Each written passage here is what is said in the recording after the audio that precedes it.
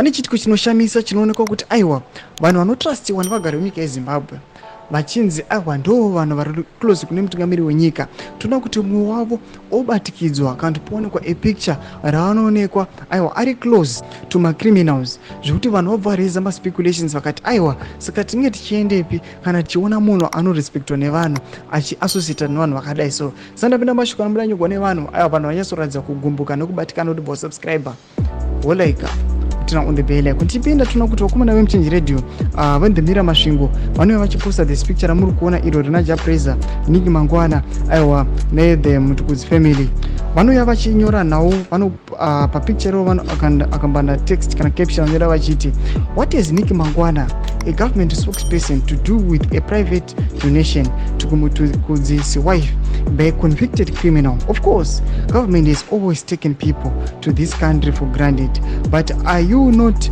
taking it too far? Vanouya panapa vachitega vanhu vamuri kuona avo vanhu wikinochivheni vamwe vese vamuri kuona nana Kasukwere vachitaura mashoko kuti aiwa yes we know this is a private donation yaitwa naWikinochivhaya but pane ma-allegations akaberekwa naWikinochivhaya vanhu havasiri sure vachiti aiwa Wikinochivhaya maactivities ake vanhu vanyatsokumanzwisisa kuti anomboita nezvei mari dzake dzombofamba sei vachimuti aiwa he is a criminal.